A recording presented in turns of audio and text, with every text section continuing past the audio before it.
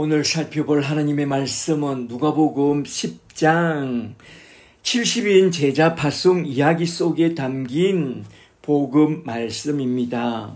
오늘 또 누가복음 10장 말씀을 가지고 그 뜻을 풀어나갈 때에 주께서 지혜와 계시의 영을 부어주사 하나님 뜻과 복음 진리를 밝히 깨닫게 되는 귀한 시간이 되기를 간절히 축복합니다.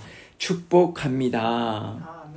누가는 안디옥 출신의 의사요 역사가요 이방 선교사로서 우리 가운데 이루어진 일에 대하여 예수에 대하여 근원부터 자세히 미루어 살펴보고 차례대로 한 땀 한 땀 써내려가는 가운데 특히 이방 선교사로서 구약 성경에 대한 배경 지식이 거의 없어도 이 누가복음 한 것만 보아도 확실한 예수의 제자가 되고 확실한 예수의 증인이 될 수 있도록 예수 그리스도와 십자가의 복음에 대하여 부족함이 없도록 하나하나 쭉 써내려가는 가운데 이제 누가복음 10장으로 넘어왔어.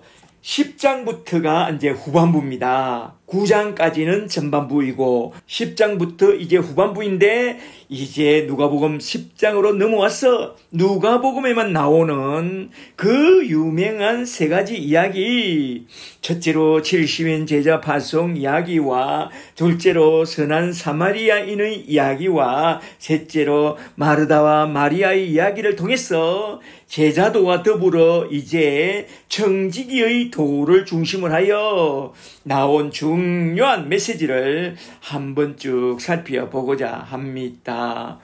오늘은 특히 70인 제자 파송에 관한 이야기를 중심으로 한번 쭉 살펴보고자 합니다. 한번 잘 들어보세요. 마치 제자 훈련 세미나와 같아요. 본론으로 들어가기 전에 잠시 서론적으로 살펴보고 넘어가야 할 단어가 있으니 제자 마데테스입니다. 9장을 시작할 때에 나온 12제자도 그렇고 10장을 시작할 때 나온 70인 제자도 그렇고 그들을 부르시고 또 그들을 보내사 가서 하나님 나라 천국 복음을 전파하라고 딱 맹합니다. 잘 보시면 제자들은 먼저 주님의 콜링, 부르심을 받고 또한 샌딩, 보내심을 받는데요. 이렇게 제자들에겐 부르심, 콜링과 보내심, 샌딩이라는 단어가 딱 따라다닙니다. 말하자면 수고하고 무거운 짐진 자들아 다 내게로 오라. 내게 와서 내게 배우라. 그리하여 그리스도를 잘 알고 영원한 생명을 얻고 더 풍성히 얻는 그런 제자부터 되라고 명합니다. 그런 후에 너희는 가서 모든 족속을 제자로 삼아 그리스도를 잘 알게 하여 영원한 생명을 얻게 하고 더 풍성히 얻게 하는 그런 사람이 되라고 말합니다. 바로 그런 사람이 주님의 제자요 그리스도의 몸된 교회라는 것입니다. 그러니까 교회가 해야 할 일은 먼저 그리스도를 알고 나아가서 그리스도를 알게 하는 것이죠. 말하자면 모이면 성경을 통해서 예수 그리스도의 십자가와 부활을 배우고 흩어지면 성경을 가지고 예수 그리스도의 십자가와 부활을 전하는 그런 제자들의 모임을 교회라고 말합니다. 바로 이런 제자도를 중심 주제로 하여 다루어 나가는 말씀이 누가복음 10장인데요. 이제 누가복음 10장 본문 말씀으로 들어가서 한번 쭉 살펴보도록 하겠습니다. 첫째로 먼저 첫 번째 대지로 넘어가서 누가복음 10장 1절부터 24절에 나온 70인 제자 파송 이야기부터 한번 쭉 살펴보도록 하겠습니다. 먼저 10장 1절부터 잘 보세요.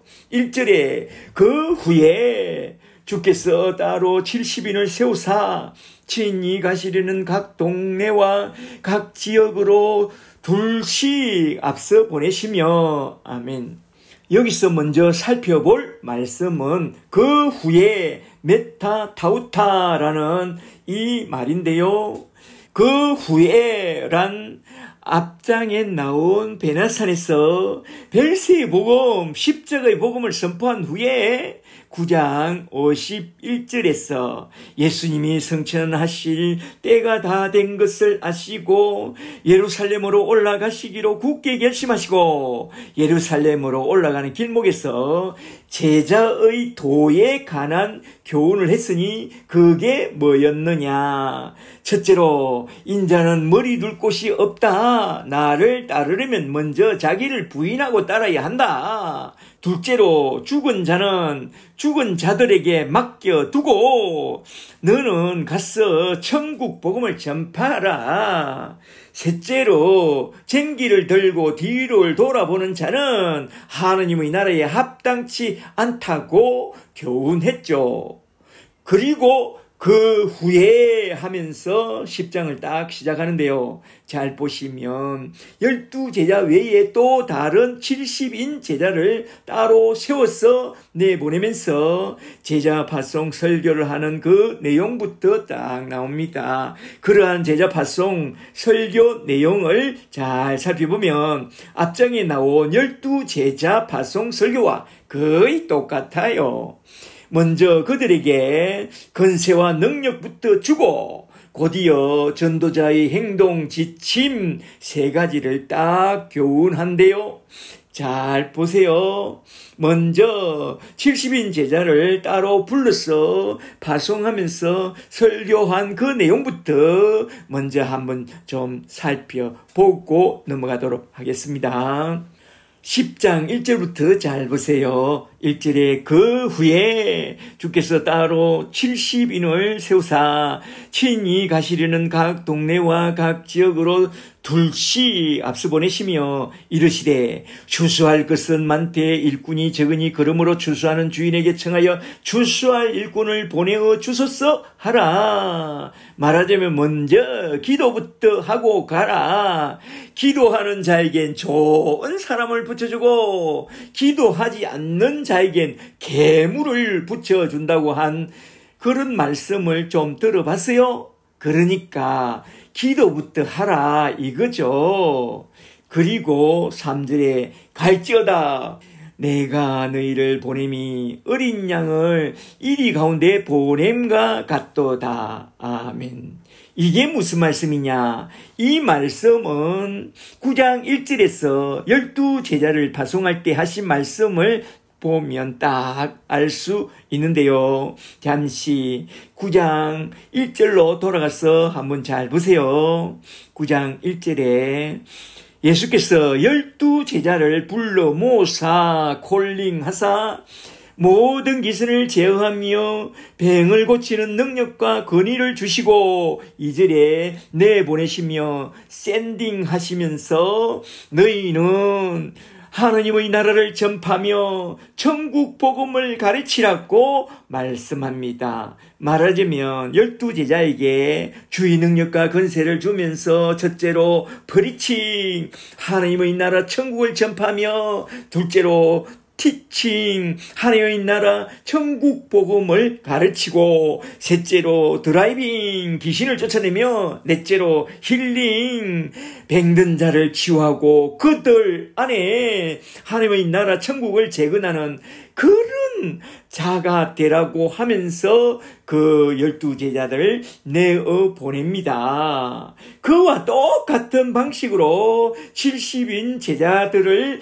불러서 보내면서 하신 말씀이 갈지어다 너희를 보냄이 마치 어린 양을 이리 가운데 보냄과 같다고 하는데요. 이게 무슨 말씀이냐? 이건 너희가 전도하러 나가는 그 순간부터 너희를 노리는 이리와 늑대와 사자들과 악어떼들을 만나게 될 것이다. 그러므로 내가 12제자에게 주었던 그 모든 능력과 권세를 가지고 나아가야 한다. 그 능력과 건세란 무엇이냐? 누가복음 10장 19절로 넘어가서 잘 보세요. 누가복음 10장 19절에 그건 뱀과 정갈을 밟으며 원수의 모든 능력을 제어할 그런 권능, 건세와 능력을 주었으니 그 능력과 건세를 딱 가지고 나아가라 이 말입니다. 그 능력과 건세를 가지고 나아가서 뭘 해야 하느냐? 첫째로 먼저 프리칭, 하나님 나라 천국을 전파하며, 둘째로 티칭, 하나님의 나라 천국 복음을 가르치고, 셋째로 드라이빙, 귀신을 쫓아내며, 넷째로 힐링, 병든 자를 치유하고 그들 안에 하나님의 나라 천국을 재건하는 그런 일꾼이 되라고 맹한 그게 바로 70인 제자 파송 설교의 핵심 내용이라는 것입니다. 여기에 나온 총체적인 복음 사역으로서 맹한 이 네 가지 프리칭과 티칭과 드라이빙과 힐링과 함께 너희는 가서 모든 사람을 제자로 삼으라는 그 명령을 잘 기억해 두세요. 그런 후에 곧이어 우리 주님이 하신 말씀이 무엇이냐? 10장 4절로 넘어가서 전에 12제자를 발송할 때 했던 그 말씀과 똑같이 전도자의 행동 지침에 관한 세 가지를 딱 교훈하고 있는데요. 잘 보세요. 첫째로 첫 번째 행동 지침은 무엇이냐? 4절에 딱 나오죠. 아무것도 가지고 가지 말라고 말합니다. 4절에 전대나 배낭이나 신발을 가지지 말며 길에서 아무에게도 무난하지도 말고 전도에 집중하라. 아멘. 갈지어다 너희가 갈 때 아무것도 가지고 가지 말고 오직 주님의 능력과 건세와 천국 복음만 들고 나아가라. 먼저 그의 나라와 그의 의를 구하라. 그리하면 그 모든 것은 하나님이 알아서 다 챙겨주실 것을 믿고 나아가라. 물론 사람을 얻는 것도 하나님이 알아서 채워주실 것이니 인간적인 생각은 다 내려놓고 주님이 내게 주신 복음 말씀과 나의 간증문과 전도받는 그 사람들이 반드시 알아야 할 천국 복음, 십자가의 복음만 심플하게 정리한 전도와 양육의 지침서 하나만 딱 들고 나가라. 그리하면 우리의 모든 대적이 능히 대항하느라 뱀방할 수 없는 그런 구변과 지혜를 주실 것이다. 그걸 믿고 나아가라 이 말입니다. 할렐루야. 두 번째 행동 지침은 뭐냐? 5절에 딱 나오죠.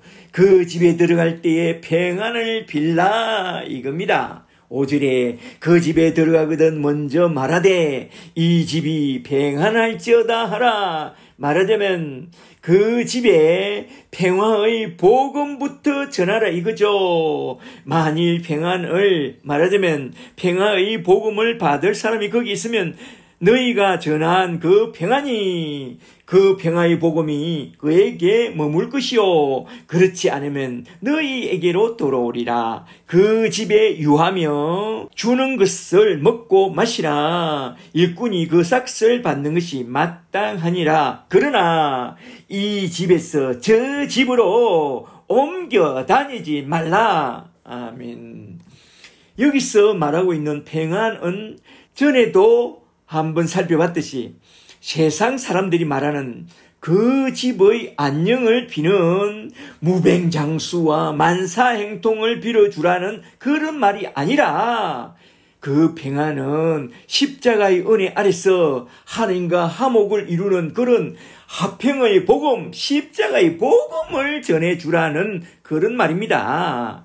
그리하여 우리가 전해준 그 십자가의 복음을 받아들인 자는 영원한 천국의 평안과 기쁨을 누리게 될 것이고, 십자가의 복음을 받아들이지 않고 거절한 사람은 결국엔 심판을 받고 지옥 불못에 뚝 떨어지게 된다.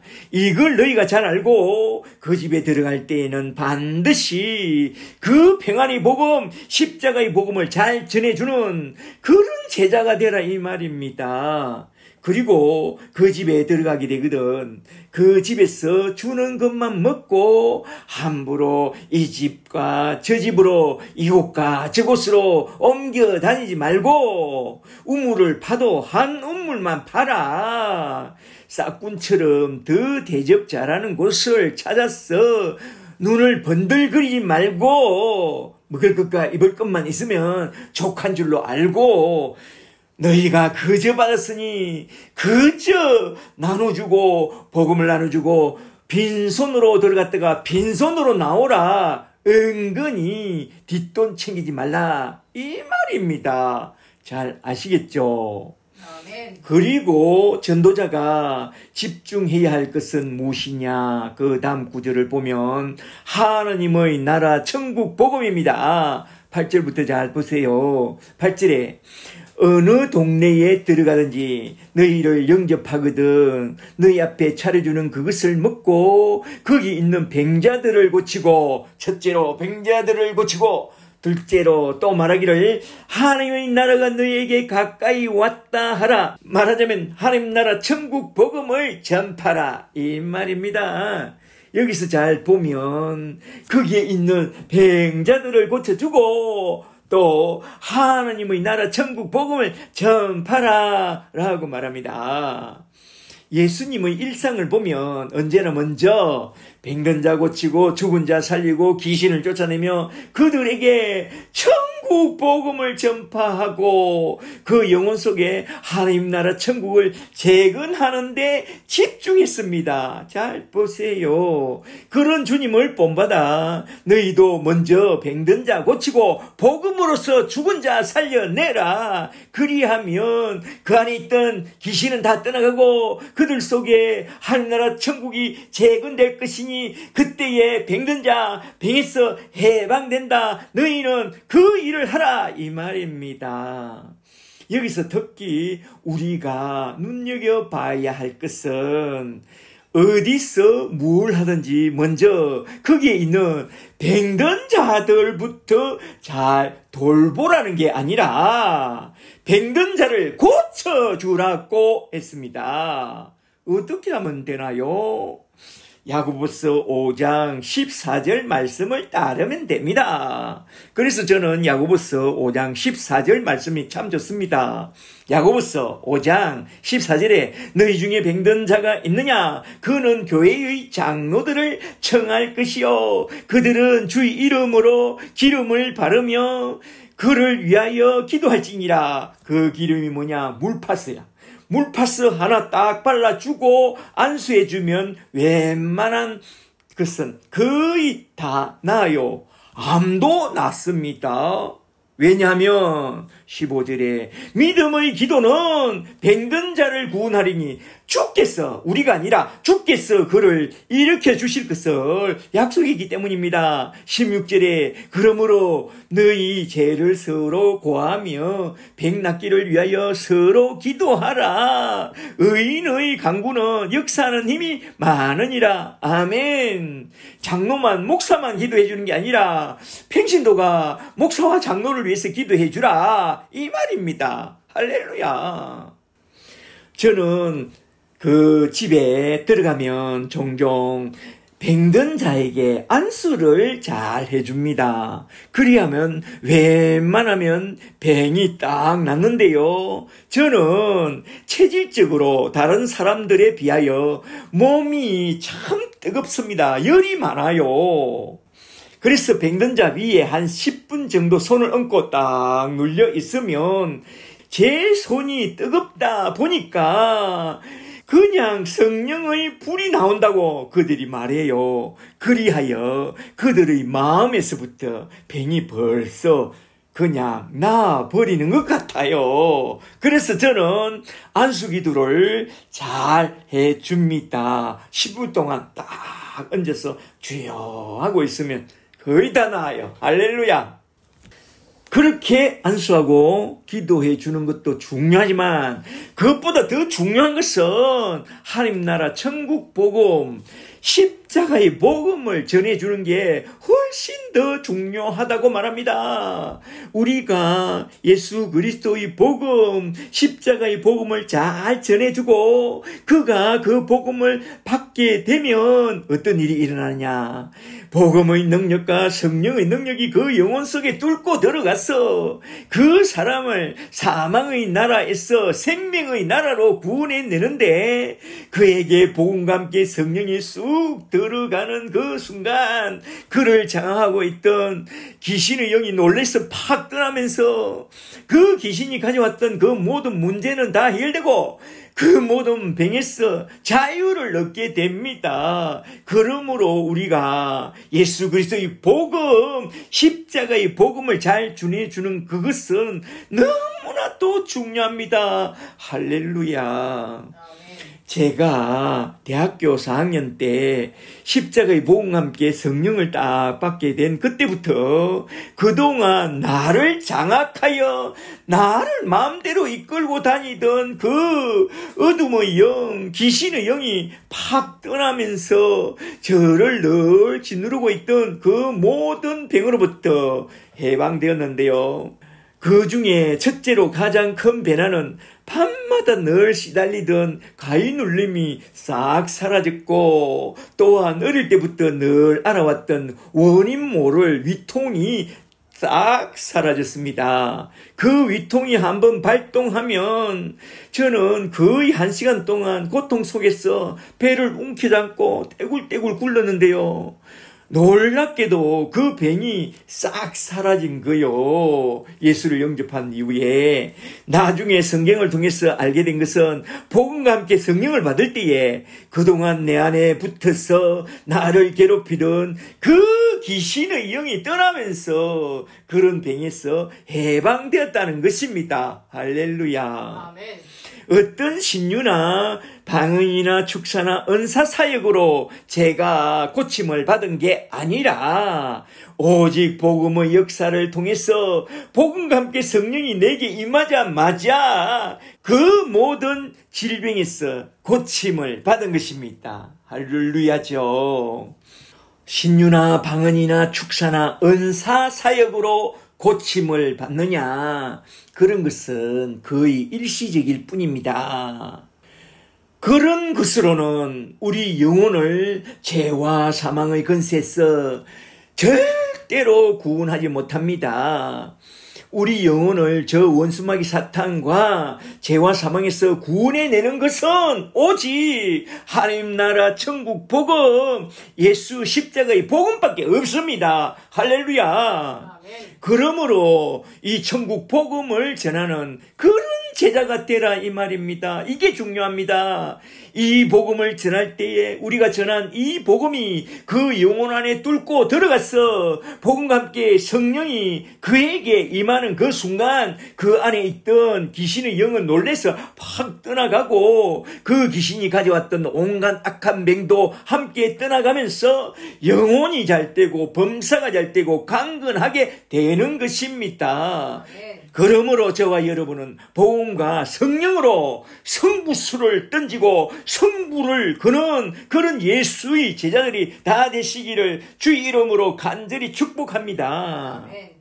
그리고 이제 세 번째 행동 지침은 무엇이냐? 10절에서 말합니다. 너희를 영접하지 않거든 이렇게 하라 이겁니다. 10절에 어느 동네에 들어가든지 너희를 영접하지 아니하거든 거기서 나와서 말하되 너희 동네에서 우리 발에 묻어 먼지를 너희에게 떨어버리노라. 그러나 하나님의 나라가 가까이 온 줄 알라고 하라. 말하자면 하나님의 나라 천국 복음을 들고 갔는데 그들이 너희를 영접하지도 않고 거절하면 떠나면서 이렇게 말해주고 떠나라는 것입니다. 하나님의 나라가 가까이 온 줄을 알라. 마지막 날에 우리가 선포한 그 말로 너희가 정죄를 받게 되리라, 심판을 받게 되리라, 그리 말해주고 떠나라는 것입니다.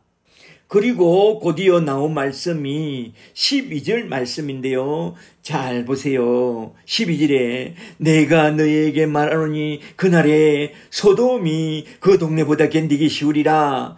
화 있을진저 고라시나, 화 있을진저 베세다야. 너에게 행한 모든 권능을 두로와 시돈에서 행하였더라면 그들이 벌써 베옷을 입고 제에 앉아 회개하였으리라. 회개하라. 심판 때에 두로와 시돈이 너희보다 견디기 쉬우리라.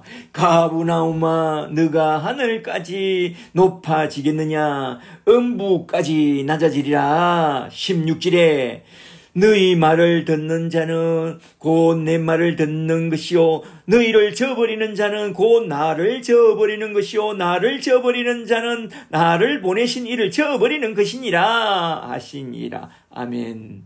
이와 병행구절로 나온 마태복음 10장 40절에선 이렇게 말씀합니다.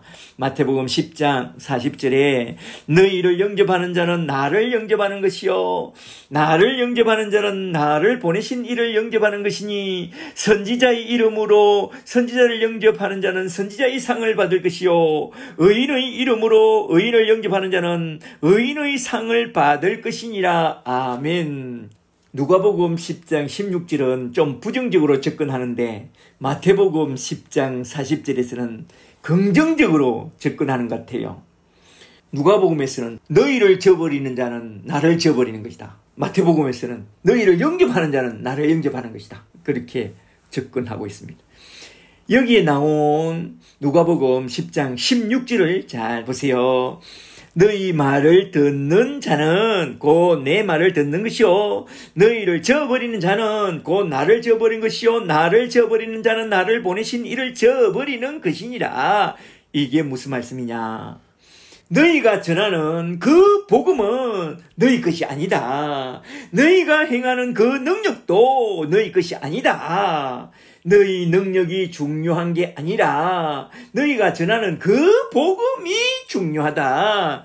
그 복음을 영접할 준비가 된 자가 있다면 그 복음을 영접한 그 사람 속에 복음이 들어가서 그를 하나님 나라 천국 백성으로 삼았어.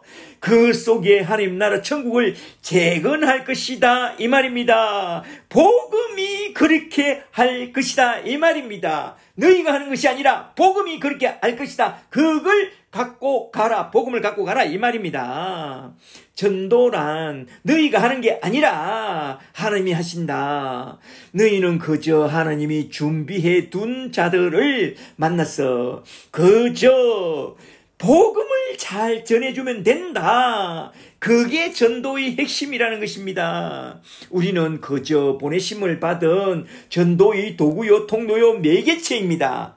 이러한 전도 개념을 분명히 잘 알고 나가라. 전도의 주체인 우리 주님과 전도의 도구인 우리가 할 일을 분명히 구별하고 분명히 잘 알고 나가야 한다, 이 말입니다. 할렐루야. 대체로 전도가 어렵다고 하는데요. 전도가 그리 쉽지는 않죠.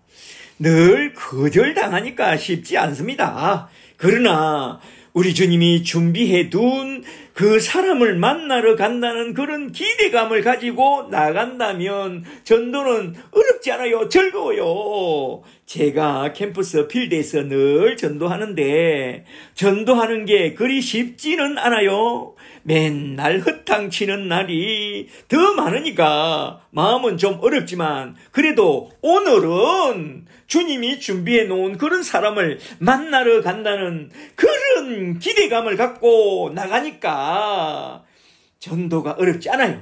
마치 강태공처럼 캠퍼스에 나가서 캠퍼스 벤치에 앉아서 사람을 낚는 복음의 낚시를 들이우고 앉아 있으니 전도하는 게 그렇게 어렵지 않아요. 한 사람 물면 한 사람 붙여주면 땡큐요. 아니면 그냥 세월을 낚는 업으로 사는 거죠 뭐. 주시니 또 여호와여 거두어 가시니 또 여호와니 그저 주님이여 한 사람 붙여주옵소서. 그러면서 그저 주님만 바라보고 전도하며 앉아있는 거죠. 전도가 뭐 내 힘으로 됩니까? 우리 주님이 도와주셔야지요. 그래서 저는 하나님의 은혜만 바라봅니다. 내 힘으로 안 되는 일 하나님이 해결하셨고 내 모든 게 하나님의 뜻대로 아름답게 이루셨네. 에베네셀 하나님이 도와주셨고 임마누엘 하나님이 함께 하셨고 여호와이레 하나님이 복을 주셨으니 나의 삶은 하나님의 은혜라. 오늘의 나 된 것은 하나님의 은혜라. 나의 나 된 것은 하나님의 은혜라. 하나님의 은혜라. 나의 나 된 것은 아멘. 그러므로 오늘도 내일도 그저 하나님의 은혜로 사는 것입니다. 할렐루야. 아멘. 누가는 이번에는 70인 제자 파송 이야기를 통해서 마치 제자 훈련 중에서 강력한 전도 세미나를 하는 것 같아요. 잘 보세요.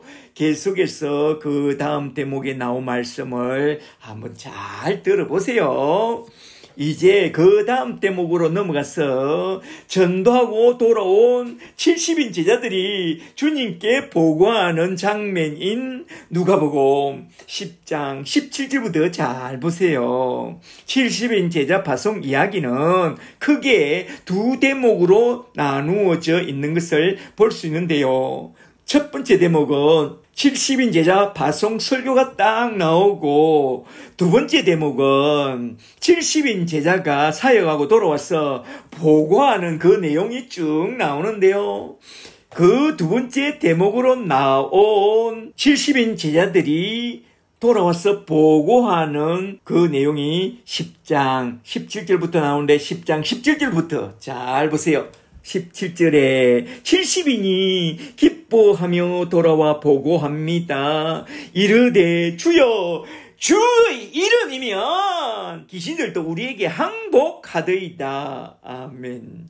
70인이 처음 세움을 받고 보냄을 받아 떠날 때에 얼마나 염려와 근심과 걱정이 많았을까요? 그런데 그들이 돌아와서 보고하는 모습을 잘 보세요. 너무나도 기뻐하며 돌아와서 보고합니다. 주여, 주의 이름이면 한 방에 다 끝나요. 귀신도 쫓겨나가고 뱅전자도 벌떡벌떡 일어나고요. 그러면서 너무나도 자랑스러운 듯이 마치 애들이 부모님께 보고하듯이 우리 주님께 보고하고 있습니다. 바로 그때 주님이 뭐라고 그래요? 18절부터 잘 보세요.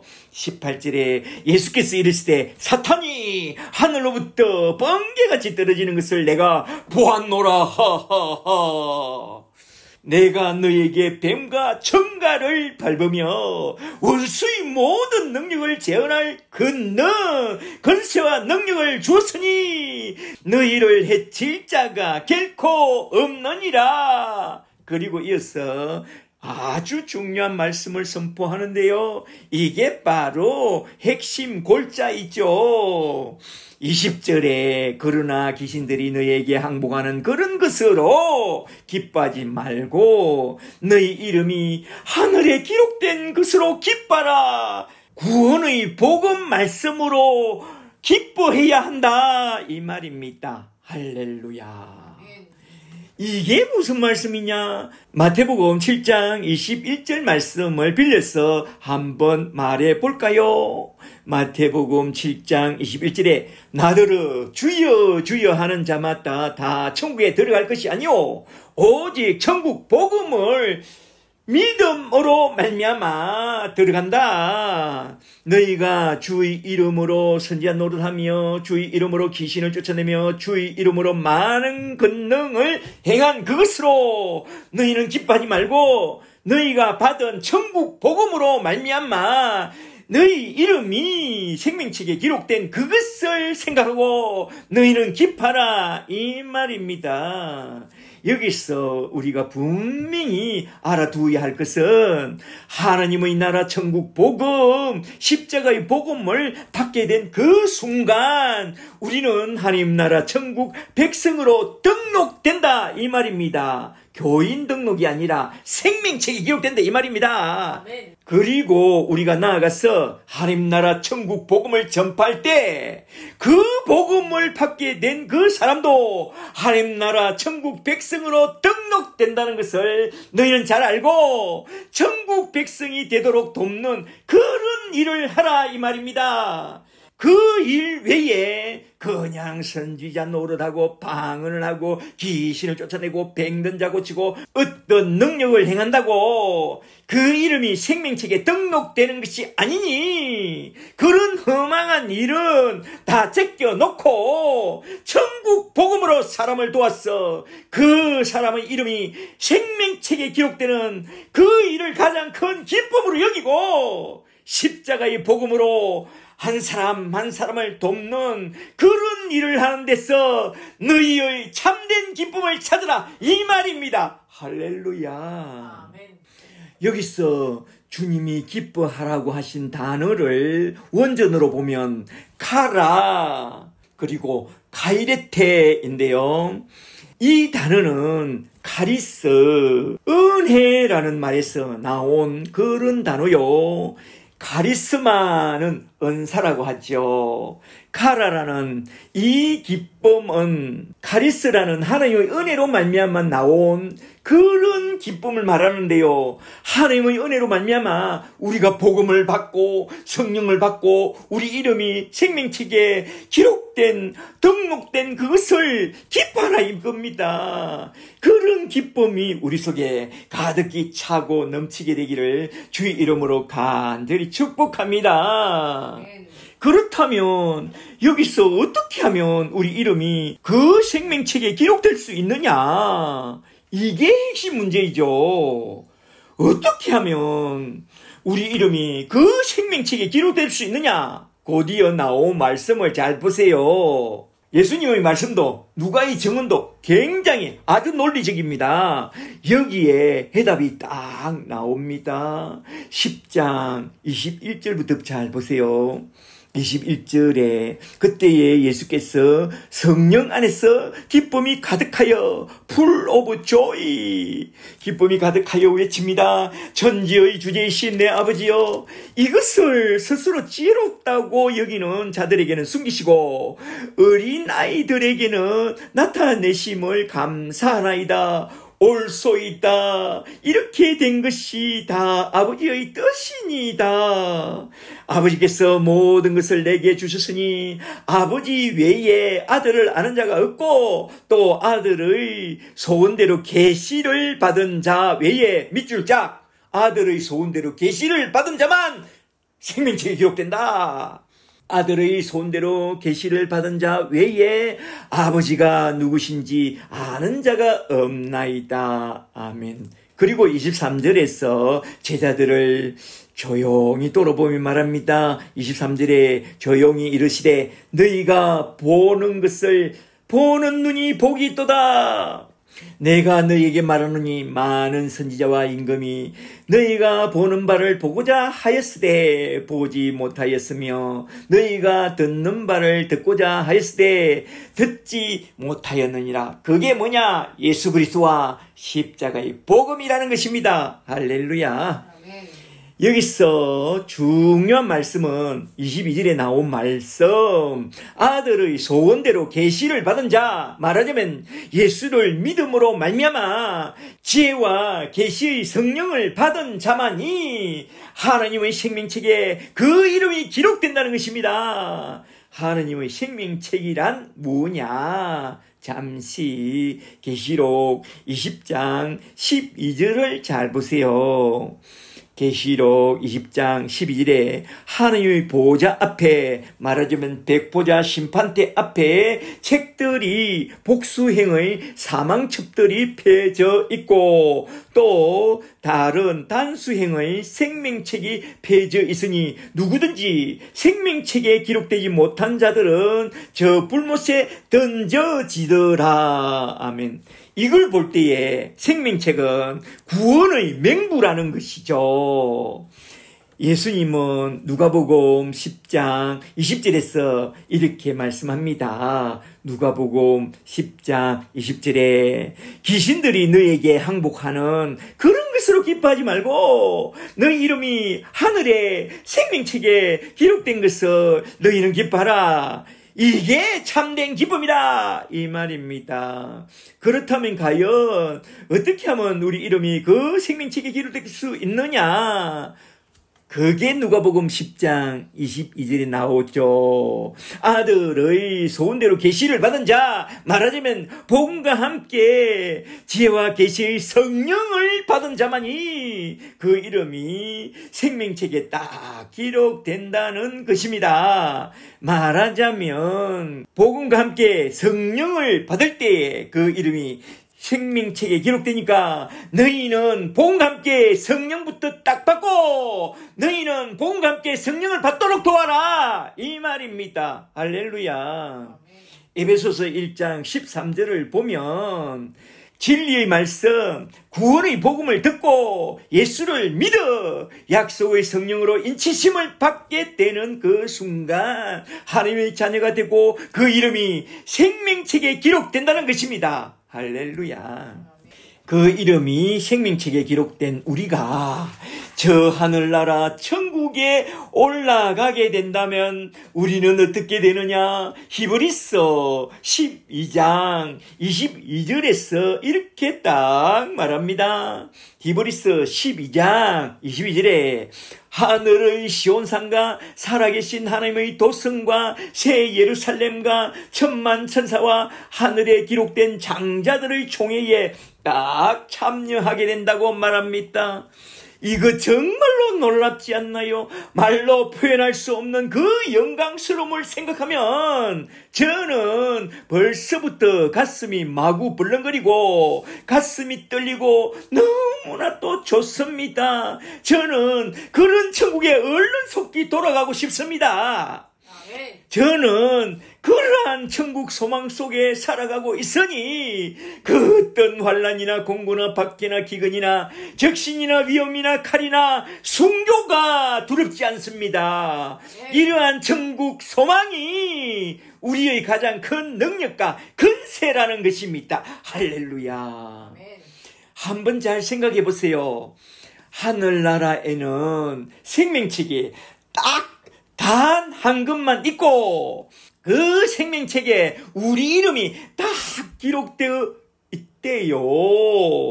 지금까지 지구촌에는 수많은 사람이 살다가 떠났습니다. 그 중에 우리가 택함을 받고 부르심을 받아 교회를 다니게 되었다. 어쩌다가 예수를 이렇게 또 믿게 되었고 어쩌다가 십자가 아래서 제3과 더불어 성령까지 딱 받고 거듭난 하나님의 자녀가 되었다. 하나님의 자녀가 된 그 순간 내 이름이 온 천하에 단 한 건밖에 없는 우리 하나님의 생명책에 기록되었다는 그걸 한번 좀 생각해 보세요.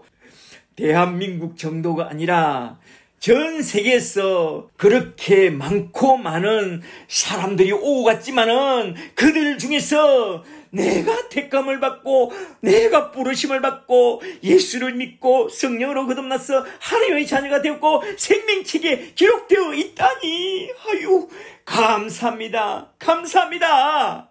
이걸 우리가 귀신을 쫓아내며 병든 자 고치고 선지자 노릇하고 방언을 하고 능력을 행하는 그것과 어떻게 비교할 수 있겠어요? 우리는 그런 놀라운 구원의 기적 속에 살아가는 그런 우리 주님의 자녀들이라는 것입니다. 할렐루야. 아멘. 이러한 자부심 속에서 오늘도 내일도 믿음으로 살아가는 그런 자들이 다 되시기를 주의 이름으로 간절히 축복합니다. 축복합니다. 아멘, 아멘. 그러므로 12제자 파송에서 가장 중요한 것은 하나님 나라 천국 복음을 전파하는 것과 그 복음을 믿음으로 말미암아 우리 이름이 저 생명책에 기록되었다는 그것입니다. 할렐루야. 아멘. 이제 두 번째 대지로 넘어가서 누가복음 10장 25절부터 37절에 나온 선한 사마리아인의 이야기를 한번 좀 살펴보도록 하겠습니다.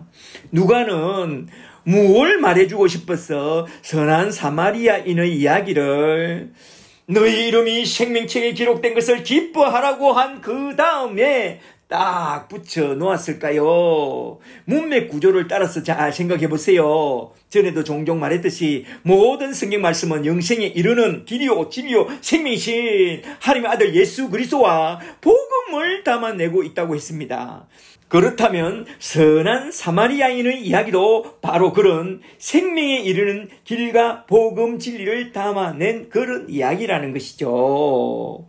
누가복음 10장 25절부터 잘 보시면 율법 교사가 나와서 예수님께 질문합니다. What must I do? 내가 무엇을 해야 영생을 얻으리까? 그 질문으로 시작된 선한 사마리아인의 이야기는 뭘 담아내고 있느냐 하면 우리가 영생을 얻는 길에 대하여 우리 이름이 생명책에 기록되는 그 길과 진리와 복음에 대하여 교훈한 말씀을 딱 담아내고 있다는 것입니다. 잘 살펴보세요. 그렇다면 세 번째 대지로 넘어가서 누가복음 10장 38절부터 나온 마르다와 마리아 이야기는 무엇을 교훈해 주려고 70인 제자 파송 이야기와 선한 사마리아인의 이야기 그 다음에 딱 갖다 붙여 놓았을까요? 사실 이 이야기는 마르다와 마리아 이야기는 누가복음 19장 28절을 보면 예루살렘에 올라가는 길목인 베다니 시몬의 집에서 잔치할 때에 마리아가 예수님에게 항유 옥합을 깨뜨려서 항유를 주님의 머리에 부어준 그 잔치 사건 때 일어난 그 이야기인데 그걸 여기 10장에 딱 가지고 와서 이야기하고 있습니다. 이러한 마르다와 마리아의 이야기는 바로 제자도에서 가장 중요한 영생을 얻고 또한 우리 이름이 생명책에 기록되기 위하여 우리가 무엇을 어떻게 해야 할 것인지 말하자면 영생을 얻고 생명책에 기록되는데 절대로 필요한 그 믿음을 어떻게 얻게 되는지 그걸 교훈해 주기 위해서 도입한 그런 이야기라는 것입니다. 말하자면 믿음은 곧 들음에서 나고 들음은 그리스도의 말씀을 잘 들을 때에 참된 믿음이 우리 속에 쑥 들어와서 영생을 얻게 되고 그리하여 우리 이름이 생명책에 기록된다는 그걸 말해주려고 마르다와 마리아의 이야기를 여기에 딱 갖다 붙여 놓은 것입니다. 마르다처럼 걸으면 말라진다. 마리아처럼 말씀을 잘 들어야 그 말씀을 듣다가 복음이 들어오고 복음을 받고 생명을 얻고 영생을 얻고 생명책에 기록된다. 이걸 말하고 있습니다. 말하자면 너희는 마르다처럼 썩을 양식을 위하여 정신없이 일하는 그런 자가 되지 말고 마리아처럼 썩지 않는 영원한 생명 양식을 구하는 자가 되어 우리 주님 발 앞에 앉아서 그리스도를 잘 알고 또 그리스도를 잘 알게 하는 그런 제자가 되어야 한다는 그 제자의 도에 대하여 교훈한 그런 말씀이라는 것입니다. 할렐루야. 아멘. 이러한 두 이야기, 말하자면 선한 사마리아인의 이야기와 마르다와 마리아의 이야기는 시간상 다음 주에 자세히 살펴보기로 하고, 오늘은 여기서 우리가 오늘 집중적으로 살펴본 70인 제자 파송 이야기 속에 담아내고 있는 그 제자도에 대하여 한번 쭉 정리해보고 딱 마치고자 합니다. 제자도란 무엇인가? 누가복음 9장을 시작할 때 나온 12제자를 통해서 교훈한 제자도와 10장을 시작할 때에 나온 70인 제자를 통해서 교훈한 제자도를 보면 제자도 앞에는 언제나 부르심, 콜링과 보내심, 샌딩이라는 이 단어가 딱 붙어 나오는데요. 제자도란 먼저 부르심을 받아 예수님 앞에 나와서 그리스도를 알되 영원한 생명을 얻고 더 풍성히 얻는 그게 제자도의 출발이라면, 제자도의 결론은 가서 모든 족속을 제자로 삼아 그리스도를 알게 하되 영원한 생명을 얻게 하고 더 풍성히 얻게 하는 그것이 제자도의 결론이라는 것입니다. 바로 그걸 하는 사람이 예수님의 제자요, 그걸 위해서 불러낸 제자들의 모임을 교회라고 말하는데요. 말하자면 교회란 모이면 성경을 통해서 예수 그리스도의 십자가와 부활의 복음을 배우고, 흩어지면 성경을 가지고 예수 그리스도의 십자가와 부활의 복음을 전하는 그런 제자들의 모임을 교회라고 말해요. 바로 이러한 제자도를 중심 주제로 하여 70인 제자 파송 이야기를 한번 쭉 살펴보았습니다. 마치 전도 세미나처럼 전개하는 70인 제자 파송 이야기를 한번 살펴봤는데요. 이러한 제자도를 잘 배워서 오늘 또 내일 또 우리는 그리스도를 잘 알고 또한 그리스도를 잘 알게 하는 그런 복된 우리 주님의 제자들이 다 되시기를 주의 이름으로 간절히 축복합니다. 축복합니다. 할렐루야. 아멘.